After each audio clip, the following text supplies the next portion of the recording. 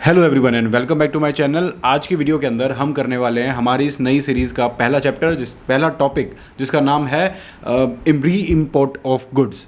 तो ये कस्टम्स के अंदर कवर्ड है और इसके अंदर बेसिकली क्या होता है कि कुछ ऐसी चीज़ें हैं, सपोज दिस इज़ इंडिया का बॉर्डर, कुछ ऐसी चीज़ें हैं जो आपने पहले एक्सपोर्ट करी थी, अब किसी भी रीज़न की वजह से आप उसको री इम्पोर्ट कर रहे हैं।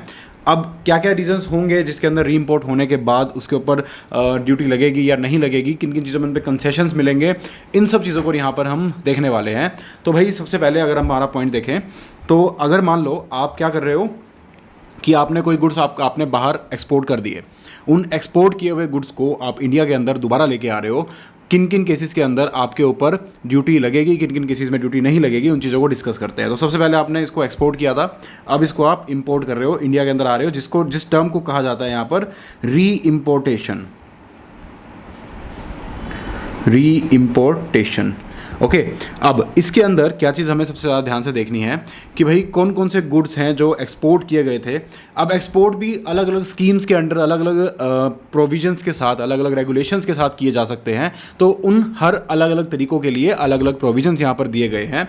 लेट्स से फॉर एग्जांपल, अगर आप मान लो ड्यूटी ड्रॉबैक के अंडर, यानी कि ड्यूटी ड्रॉबैक क्या है कि आप एक बार ड्यूटी पे करेंगे लेकिन बाद में आपको वो ड्यूटी वापस मिल जाएगी, उस ड्यूटी ड्रॉबैक के अंडर अगर आप भेज रहे हैं बाहर ड्यूटी ड्रॉबैक, या फिर आप कर रहे हैं under the claim of refund of integrated tax paid on export goods, यानी कि जो आपने IGST या फिर जो भी पे किया है उसका आपको रिफंड मिल जाएगा। ये सब बात हो रही है एक्सपोर्ट। तो जो एक्सपोर्ट किया गया था वो किन किन कंडीशंस पे करा गया था, उन सब चीज़ों को यहाँ पर हम पहले डिस्कस कर रहे हैं।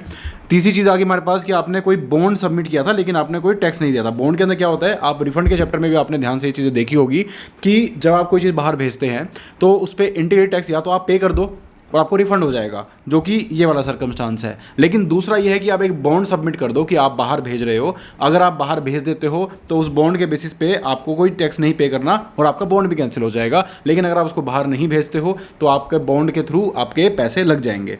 तो इस तरीके से भी हो सकता है कि आपको बॉन्ड वाले केस में आपको कोई पैसा अपनी जेब से नहीं देना पड़ता। IGST के अंदर आपका एक बार को GST लग जाता है, उसके बाद आपको उसका रिफंड मिल जाता है। ड्यूटी ड्रॉबैक के अंदर भी यही है कि आपने एक बार ड्यूटी पे करनी पड़ती है, बाद में आपको ड्यूटी वापस मिल जाती है। आगे चलते हैं, उसके बाद एक पॉइंट और आता है यहाँ पर कि अंडर ड्यूटी एग्जम्पशन स्कीम, जिसको बोलते हैं अंडर ड्यूटी DEC। उसके बाद आता है हमारे पास एडवांस ऑथराइजेशन, यानी कि आपके पास एडवांस ऑथराइजेशन है पहले से ही कि भैया आप पर्टिकुलरली एक्सपोर्ट कर सकते हो बिना उसमें टैक्स या ड्यूटी पे करे।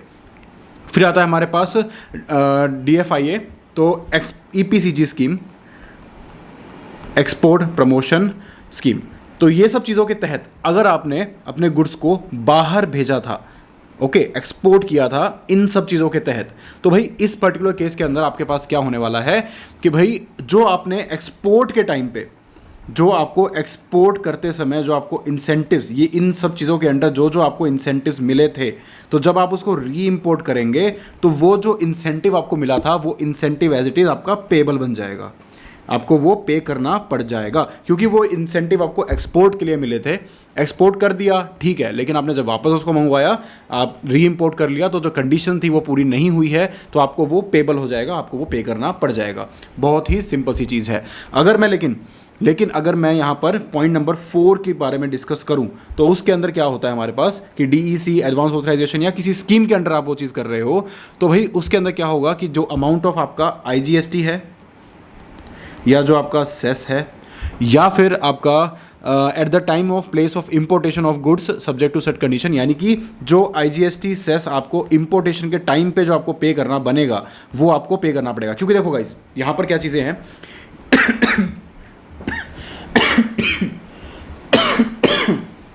इन सब चीज़ों में आपको पहले से चीज़ों के बारे में पता होता है, ठीक है। आपके लिए प्रॉपर एक ड्यूटी कंप्यूट हुई होती है, आपके लिए IGST कितना लगेगा वो आपका लग चुका होता है, जिसका आपको रिफंड मिलता है, और बॉन्ड भी आपको एग्जीक्यूट करना होता है। तो एक स्पेसिफिक अमाउंट का बॉन्ड एग्जीक्यूट करते हो ऑन द बेसिस ऑफ जो वहाँ पर प्रिवेलिंग रेट है उस टाइम पे। बट अगर मैं स्कीम्स की बात करूँ, ये जो 2-3 स्कीम्स हैं, इन स्कीम्स के अंदर पर्टिकुलरली देखा जाए तो आप इन सब चीज़ों से बाहर हो, आपके ऊपर कोई टैक्स नहीं लग रहा है, कोई ड्यूटी नहीं लग रही है, कोई आपको चीज़ें पे नहीं करनी, तो आपको वो चीज़ें देखनी भी नहीं है। तो इन सिचुएशन के अंदर आपको आइडिया नहीं होता कि आपका पहले पेबल कितना बनता था। तो उस केस के अंदर जब आप आएंगे उस टाइम पे जो आपका पेमेंट बनेगी, जो रेट उस टाइम पे लग रहा होगा उस रेट पर आपको पे करना पड़ जाएगा। तो इस तरीके से यहाँ पर ये चीज़ें होती हैं। एक दो चीज़ें और हैं यहाँ पर। एक तो आपके पास आता है जिसको बोलते हैं RODTEP और ROSTCL। ओके, अब इन चीज़ों के अंदर क्या क्या है, ये होता है कि भाई अगर आप एक्सपोर्ट कर रहे हो without payment of duty under export of products, ठीक है। और दूसरा है आपके पास कि भाई आपके जो जितने भी स्टेट टैक्स बनते हैं या सेंट्रल टैक्स बनते हैं वो आप बिना पे किए आगे आप भेज सकते हैं। तो ये सब चीज़ें भी हैं यहाँ पर इंक्लूड। बट जो मैंने आपको स्पेसिफिक पॉइंट बताया कि जिस टाइम आप आओगे उस टाइम जो IGST और सेस का रेट होगा वो लगेगा, वो सिर्फ और सिर्फ DEC, DFIA और EPCG इन सब स्कीम्स के लिए ही एप्लीकेबल है और किसी चीज़ के लिए एप्लीकेबल नहीं है। तो ये तो हुआ हमारा बेसिक पॉइंट। अब बात करते हैं कि इन सब के अलावा, ये सब तो अलग अलग प्रोसीजर्स हो गए, इनके अलावा अगर कोई गुड्स हैं जो आपने बाहर भेजे हैं और उसको आप इंडिया के अंदर वापस लेकर आ रहे हो तो उस केस में क्या होगा। तो मैं इसको आउट ऑफ कन्फ्यूजन ना हो तो मैं इसको हटा ही देता हूँ। अब इस पॉइंट को अगर देखें तो भाई goods other than those falling under the category number 1 जो हमने अभी पहले डिस्कस किया, उस सिचुएशन के अंदर क्या होगा। तो भाई जितनी भी ड्यूटी ऑफ कस्टम्स है, बेसिक कस्टम ड्यूटी हो चाहे वो, या फिर आपके पास आ गया IGST हो, या फिर आपके पास आ गया कंपनसेशन सेस, इनमें से कुछ भी अगर आपका बनता हो which would be leviable if the value of re imported goods after repairs. अब क्या हो रहा है कि आपने जो एक्सपोर्ट किया था बाहर वो रिपेयर्स के पर्पज़ के लिए किया था, आपने एक्चुअल में सेल नहीं किया था, आपने सिर्फ रिपेयर्स के लिए उसको बाहर भेजा है, ठीक है। कोई भी गुड्स है आपके पास, कोई ऐसी चीज़ें हैं यार जिसके ऊपर आप रिपेयर का काम है, जो भी वर्क है वो आप खुद नहीं करा सकते, तो आपको बाहर वालों की नीड पड़ी तो आपने उस पर्पज़ के लिए बाहर भेजा। अब रिपेयर होके वो इंडिया के अंदर वापस आएगा तो उस केस में क्या क्या चीज़ों के ऊपर आपके वैल्यू के ऊपर टैक्स लगेगा। तो भाई सिंपल सी बात बनती है कि ये जो 3 चीज़ें आपके लिए मैंने लिखी, basic custom duty, IGST and custom compensation cess, ये किस अमाउंट पे लगना चाहिए आप खुद लॉजिकली सोच के देखो कि जो चीज़ आपने रिपेयर के लिए भेजी है वहाँ पर 2 चीज़ें हो सकती हैं, रिपेयर का खर्चा लग सकता है प्लस उस पर कुछ मटेरियल भी लग सकता है एड ऑन में। तो इन केसेस के अंदर जो भी आपकी फेयर वैल्यू निकलेगी गुड्स जो रिपेयर के बाद जो गुड्स वापस आए हैं उसके अंदर जब fair value of cost of repairs, fair value of cost of repairs आपको क्वेश्चन के अंदर दी गई होगी, तो उसके ऊपर आप ये सारी चीज़ें लगा देंगे। और उसके अंदर इंक्लूड क्या क्या होगा, नॉर्मल एक्सपेंस भी, और आपके पास यहां पर इंक्लूड होगा आपका मटेरियल का खर्चा भी, जो कि मैंने आपको बताया, ठीक है। आगे चलते हैं। दूसरी चीज़ प्लस में आपके पास एक चीज़ और लगेगी यहाँ पर कि भाई insurance and freight, CIF value तो निकालनी होगी ना आपको, ये जो आपको पता होगा अच्छे से, आपने पहले भी किया हुआ है। CIF वैल्यू निकालने के लिए आपको उसमें इंश्योरेंस एंड फ्रेट ऐड करना होगा, तो ये आपकी अमाउंट ड्रॉ हो जाएगी। इस टोटल अमाउंट के ऊपर आपका आगे बेसिक कस्टम ड्यूटी लग जाएगी एंड IGST लग जाएगा एंड उसके ऊपर सेस लग जाएगा, और इस तरीके से आपकी यहाँ पर पूरी की पूरी कॉम्प्यूटेशन हो जाने वाली है। तो अगर मैं आपको इसका एग्जाम्पल दिखाऊँ तो वो कैसे दिया गया है यहाँ पर,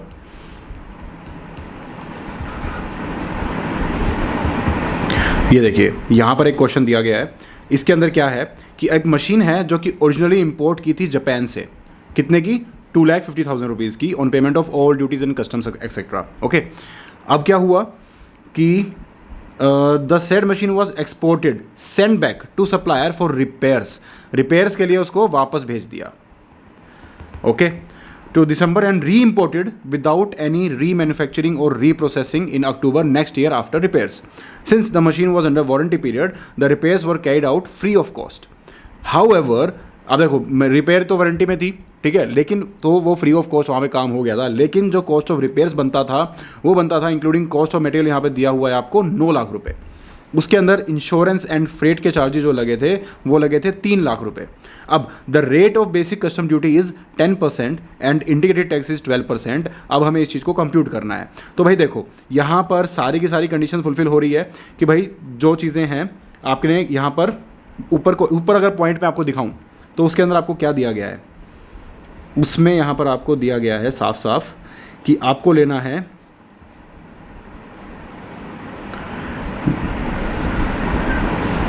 fair cost of repairs carried out. तो इसमें जरूरी नहीं है कि जो आपने पे किया है आपको वो लेना है, आपको वो लेना है जो वहाँ पर उसका फेयर कॉस्ट बनता है। इस चीज़ को गाइस बहुत ध्यान से आपको ध्यान में रखना है, फेयर कॉस्ट जो आपकी बनती है। तो सेम चीज़ यहाँ पर क्वेश्चन के अंदर किया गया है। अगर आप क्वेश्चन को देखें तो उसके अंदर 9 लाख रुपए, जैसा कि मैंने आपको बताया था कि including the cost of material यहाँ पर लेके चलेंगे तो 9 लाख रुपए हो गया टोटल मिला के आपका जो था 6 लाख प्लस में 3 लाख, तो 6 लाख तो था, सॉरी टोटल था 9 लाख, जिसके अंदर से 6 लाख था आपके पास मटेरियल और 3 लाख हो गया आपका उसके ऊपर जो वर्क हुआ, तो टोटल हो गया 9 लाख रुपए। प्लस यहाँ पर इसकी जो कॉस्ट बनेगी हमें क्या लेनी है, CIF वैल्यू। CIF वैल्यू के लिए इसके अंदर क्या ऐड करेंगे हम, इंश्योरेंस एंड फ्रेट चार्जेस, दो की आते हैं 3 लाख रुपए। तो 9 लाख प्लस में 3 लाख हमारे पास आ गया, टोटल मिला के 12 लाख रुपए का एक प्रॉपर कॉस्ट निकल के आ गई, जिसके ऊपर हमारे पे यहाँ पर इम्पोर्ट ड्यूटी लगेगी। तो 12 लाख रुपए यहाँ पर आ गया। 12 लाख पे 1,20,000 रुपये लग गया बेसिक कस्टम ड्यूटी, उसके बाद लग गया उसके ऊपर सोशल वेलफेयर सरचार्ज। अब इस अमाउंट के ऊपर आपका लगेगा IGST और उसके ऊपर आपका लगेगा उसका टोटल मिला के आपके निकल आएगी कितनी आपको ड्यूटी इसमें पे करनी है। सो ये गाइज आपको आई होप अच्छे से समझ में आ गया होगा रिपेयर्स के केस के अंदर क्या होने वाला है। एक बार आपको स्टडी मटेरियल से भी मैं ये पॉइंट दिखा देता हूँ अच्छे से, जो हमने अभी भी डिस्कस किया। तो भाई देखो, सबसे पहले हमने डिस्कस किया कि कौन कौन से ऐसे स्पेशल सिचुएशंस के अंदर गुड्स भेजे जाते हैं जिनके ऊपर उस स्पेशल तरीके से ड्यूटी या तो लगेगी या नहीं लगेगी। सबसे पहले हमने देखा कि भाई अगर आप किसी ड्रॉबैक के क्लेम के अंदर दे रहे हो, या फिर आप किसी आपने रिफंड लिया है IGST का, या फिर आपने बॉन्ड एग्जीक्यूट किया है without payment of integrated tax, in 3 situations के अंदर तो, और नीचे वाली जो सिचुएशंस है अंडर क्लेम फॉर RO-DTEP या फिर क्लेम फॉर RO-STCL, ये क्या क्या चीज़ें हैं, ये था ड्यूटी के बिना आपको अगर भेजना है तो, या फिर आपको भेजना है आपका सेल्स टैक्स और सेंट्रल टैक्स के बिना। तो भाई इन केसेस के अंदर तो जब आपने एक्सपोर्ट किया था तो जितना आपको बेनिफिट मिला था वो बेनिफिट आपका अब ड्यूटी में कन्वर्ट हो जाएगा, आपको अब पे करना पड़ जाएगा, पेबल हो जाएगा। लेकिन अगर मैं बात करूं सिर्फ इस पॉइंट की, इस पॉइंट के अंदर क्या है कि एक तरह से कह सकते हैं कि ये प्रॉपर अलग से स्कीम के अंडर इन चीज़ों को निकाला गया है, तो आपको एग्जैक्ट टैक्स आपका कितना पेबल बनता था आपको नहीं पता होगा। तो इस केस के अंदर जब आप इंडिया में उसको लेकर आ रहे हैं उस टाइम पर जो आपकी इंपोर्ट ड्यूटी बनती है वो आपको IGST और कंपनसेशन सेस जो बनता है वो आपको पे करना पड़ेगा। That's it. नेक्स्ट पॉइंट हमने रिपेयर्स वाला पॉइंट देखा कि जो चीज़ आपने बाहर भेजी है रिपेयर के लिए, आप उसके बाद लेके आ रहे हो तो उसकी जो फेयर कॉस्ट बनती है उसको फेयर कॉस्ट में इंक्लूड होगा मटेरियल, और CIF वैल्यू लेने वाले हैं जिसके अंदर आपके पास आने वाला है इंश्योरेंस एंड फ्रेट भी। तो ये चीज़ भी हमने डिस्कस कर ली, विद क्वेश्चन हमने देख लिया। नाउ द पॉइंट इज कि goods other than falling under 1 and 2 above, उस केस में आपको कोई अमाउंट पे नहीं करनी है, नील आ जाएगा। अब यहाँ पर एडिशनल जो कंडीशंस हैं इन चीज़ों को ध्यान में रखने के लिए वो भी ज़रा हम देख लेते हैं। उस क्वेश्चन में भी एक पार्ट मैंने आपके लिए पेंडिंग छोड़ दिया था, वो आपको ये कंडीशंस बताने के बाद मैं आपको डिस्कस कराने वाला हूँ। सो आगे चलते हैं। Time limit for importation, import कितने टाइम के अंदर करना है। तो जो री इंपोर्टेशन यहाँ पर आगे बात हो रही है ये होना चाहिए 3 साल के अंदर, which can be further extended up to 2 year, 3+2 okay maximum है। लेकिन अगर मैं बात करूँ इस पॉइंट की, इस वाले पॉइंट की, इसको फिर पकड़ लिया यहाँ पर, इस पॉइंट की अगर मैं बात करूँ तो उस केस के अंदर जो आप ये स्कीम के अंदर आपकी ये चीज़ें हो रही हैं तो वहाँ पर जो टाइम लिमिट है वो 1 साल का है और जिसको एक्सटेंड किया जाता है अप टू 1 ईयर ओनली। तो यहीं पे ये चीज़ हो गई। बाकी सारे पॉइंट्स के लिए आपके पास आ गया 3+2, लेकिन इस पॉइंट के लिए जहाँ पर रेट निश्चित नहीं था, आने वाला रेट आपका सिर्फ टैक्सेबल होने वाला था, IGST और कंपनसेशन सेस लगने वाला था इसके ऊपर, वहाँ पर आपको सिर्फ 1 साल + 1 साल दिया गया है। बार बार मैं आपके सामने इस चीज़ को रिपीट कर रहा हूँ और आई होप आपको ये चीज़ें याद भी हो रही है। आगे चलते हैं। सेम गुड्स, देखो भाई बेसिक सी रिक्वायरमेंट है कि जो आपने एक्सपोर्ट किया है वही री इम्पोर्ट होना चाहिए, सेम रहना चाहिए, चेंज इन ओनरशिप नहीं होनी चाहिए। अगर मैं सीरियल नंबर 2 की बात करूं तो उसमें the ownership of the good should not have change. बाकी केसेस में अगर चेंज हो भी गई है, घर का बुला लौट के वापस घर भी आ गया तो कोई बात नहीं, बट सेकंड पॉइंट यानी कि रिपेयर्स के केस के अंदर, क्योंकि भाई जो आपकी ओनरशिप है आप उसी की तो रिपेयर कराने के लिए भेजोगे ना, आपने आगे रिपेयर के लिए भेजा है और उसका रिपेयर होके वो वापस आ रहा है तो ही वो कंडीशन फुलफिल्ड है। ओनरशिप चेंज हो गई इसका मतलब आप उससे कोई और काम भी करा रहे हो, आप उससे किसी और तरीके से पैसा कमा रहे हो, वहाँ पर आपके लिए लॉ आपको एंटरटेन नहीं करेगा। आगे चलते हैं, उसके बाद कुछ यहाँ पर एक्सेप्शंस हैं। These concession would not be applicable अगर जो री इम्पोर्टेड गुड्स हैं वो एक्सपोर्ट किए गए थे बाय 100% एक्सपोर्ट ओरिएंटेड यूनिट। भाई EOU हो आप, फ्री ट्रेड जोन हो आप, आपका क्या काम है दोबारा इम्पोर्ट करने का। री imported goods has been exported from a public private warehouse, तो आपको वहाँ पर इम्पोर्ट ड्यूटी का सारी चीज़ों का छूट मिल गई होगी। री imported goods which fall under the 4th schedule, जो कि है tobacco products and petroleum products को लेके। तो यहाँ पर हुआ हमारा ये वाला पॉइंट खत्म। आगे डिस्कस करते हैं। एक क्लैरिफिकेशन दी गई है कि मान लो आपने किसी एग्जीबिशन के लिए कोई सामान आया, तो देखो सीधी सी बात है, वो एग्जीबिशन के लिए सामान आया है, वो बिका नहीं है, तो उसके ऊपर जो चीज़ बिकी नहीं है, जिस चीज़ की सेल नहीं हुई है, उसके ऊपर इंपोर्ट ड्यूटी लगाना will not make any sense. तो वो एक्टिविटी सप्लाई ही नहीं मानी जाएगी, उसको ना ही जीरो रेटेड सप्लाई भी नहीं बोल सकते उसको। तो there is no requirement of filing any LUT bond as required under section 16 of IGST 2017 for such activity of taking specified goods out of India. लेकिन यहाँ पर एक कंडीशन एक जरूर है कि भाई goods exported under bond without payment of IGST requiring payment of Indian tax re import of specified goods is not applicable. It is clarified that such cases will fall more appropriately under residuary entry. अब इसमें एक point, हाँ ये वाला point यहाँ पर बहुत important है, जो कि दिया गया है कि भाई provided the re import happens before 6 months from the date of delivery challan. यानी कि अब ऐसा नहीं है कि आपने बाहर कहीं पे एग्जीबिशन के लिए सामान भेज दिया और उसको भेज के भूल गए, 6 महीने के अंदर अंदर वो वापस आ जाना चाहिए, तो उसको सेल भी नहीं मानेंगे और उसके ऊपर ड्यूटी भी नहीं लगाएंगे, आपको हर चीज़ से आप बच जाओगे इस केस के अंदर। बट अगर 6 महीने से ज़्यादा हो गया तो उसको सेल मान लिया जाएगा और अदर उसी तरीके से उसके ऊपर प्रोविजंस लग जाएंगे। ये एक क्लैरिफिकेशन यहाँ पर दी गई है। अब बात करते हैं, अलग से एक पॉइंट और आता है, exemption to re import of goods and parts there of for repairs, reconditioning, reprocessing, remaking और सिमिलर प्रोसेसेस। तो गाइस देखिए यहाँ पर 2 सेपरेट प्रोसेसेस यहाँ पर दिए गए हैं। पहला प्रोसेस आपके सामने दिया गया है रिपेयर एंड रिकंडीशनिंग का, और दूसरा प्रोसेस आपके पास दिए गए हैं ये सारे कैटेगरी वाले, जो कि हैं रीप्रोसेसिंग, रिफाइनिंग, रीमेकिंग और सब्जेक्ट टू सिमिलर चीज़ें, जो कि ऊपर इन तीनों में है। तो बेसिकली ये 2 अलग अलग कैटेगरीज हैं। इनकी अगर मैं बात करूं तो इनमें अलग अलग टाइम लिमिट्स दी गई हैं। पहली बात तो रिपेयर के लिए, देखो भाई रिपेयर कब होता है, जो आपकी चीज़ें सडनली ख़राब हो जाए, ठीक है। तो रिपेयर के लिए आप कभी भी भेज सकते हो, 3 साल के अंदर अंदर आप उसको री इम्पोर्ट करवा सकते हो। यानी कि आपने कोई चीज़ एक्सपोर्ट करी थी और बाहर से कोई बंदा आपके पास रिपेयर के लिए वो चीज़ भेज रहा है, तो 3 साल के अंदर वो चीज़ री इम्पोर्ट हो सकती है।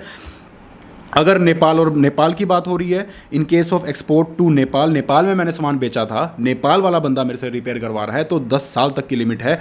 लेकिन एक कंडीशन यहाँ पर और है, जो कि क्या कहती है कि जो गुड्स हमने री इम्पोर्ट किए हैं रिपेयर्स के लिए, देखो पहले हमने डिस्कस किया था कि हम बाहर भेज रहे थे, ठीक है, हमने बाहर भेजा था रिपेयर्स के लिए। अब यहाँ पर बात हो रही है कि भाई आपने 6 मंथ्स के अंदर अंदर रिपेयर करके वापस भेज देना है उस कंट्री के अंदर जहाँ से भी वो चीज़ आई थी। एक्सटेंडेबल टिल 1 ईयर का इसमें एक्सटेंशन आपको मिल सकता है of the date of reimportation. अगर एसी चाहे तो भाई वो ACDC को सेटिस्फाई होना है कि भाई आइडेंटिटी जो ऑफ द गुड्स हैं वो सेम रहनी चाहिए, वो चेंज तो नहीं हो रही, कोई गड़बड़ तो नहीं कर रही है कि भाई कुछ और मंगवा के कुछ और भेज रहे हैं रिपेयर के नाम पे, वो चीज़ उसको चेक करनी है। The imported eight the time of importation executes a bond, और उसको एक बॉन्ड एग्जीक्यूट करना होगा।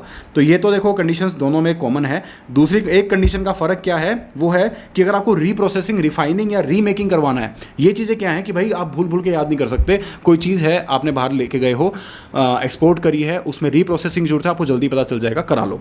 रिफाइनिंग कराने की जरूरत है, आपको जल्दी पता चल जाएगा, करा लो। रिपेयर ही एक अनएक्सपेक्टेड चीज़ है जो आपको 1 साल बाद 2 साल बाद भी जरूरत पड़ सकती है, तो वहाँ आपको करानी पड़ सकती है, वहाँ आपको अलाउ किया गया है। इसको इस तरीके से याद रखा जा सकता है कि भाई रीमेकिंग, रीप्रोसेसिंग और रिफाइनिंग 1 साल मिलेगा, लेकिन बाहर वापस ठीक करके वापस उसको बाहर फेंकने का आपको टाइम मिलेगा 6 मंथ्स का ओनली। आगे चलते हैं। तो ये पॉइंट्स गाइज हो गया है ख़त्म, इतना ही था। अब इसके अंदर जो एक पॉइंट रह गया था वो यही पॉइंट था जो मैंने आपसे बात कर रहा था कि भाई गुड्स री इम्पोर्ट कितने टाइम में हो सकते हैं, 3 ईयर्स में, एक्सटेंडेबल बाय फर्दर 2 ईयर, 3+2 जो हमने ऊपर डिस्कस किया है वो सेम होने चाहिए, ओनरशिप चेंज नहीं होनी चाहिए। ये था रिपेयर्स वाला पॉइंट। ओके, तो भाई इस चीज़ को हमने देख लिया है। ओनरशिप आपको याद होगा सिर्फ और सिर्फ रिपेयर वाले पॉइंट के लिए ही सबसे ज़्यादा इंपॉर्टेंट है, और यही इस क्वेश्चन के अंदर दिया हुआ है। आई होप गाइज ये आपको अच्छे समझ में आ गया हो। आई थिंक कि मुझे ये वाला पॉइंट आपको एक बार फिर से अच्छे से डिटेल में समझाना चाहिए। तो उसके लिए let's go to the chart. अब देखो क्या हो रहा है कि ये अगेन बॉर्डर है, आपने कुछ भी एक्सपोर्ट किया था, ये प्रोडक्ट एक्स है जो आपने एक्सपोर्ट किया था। अब दो कंडीशंस यहाँ पर निकल रही है, ये बाहर जा रहा है, ओके, दिस इज इंडिया। अब दो कंडीशन यहाँ पर निकल रही है कि या तो ये इंडिया के अंदर वापस आ रहा है फॉर रिपेयर्स, या फिर ये इंडिया में वापस आ रहा है रीप्रोसेसिंग,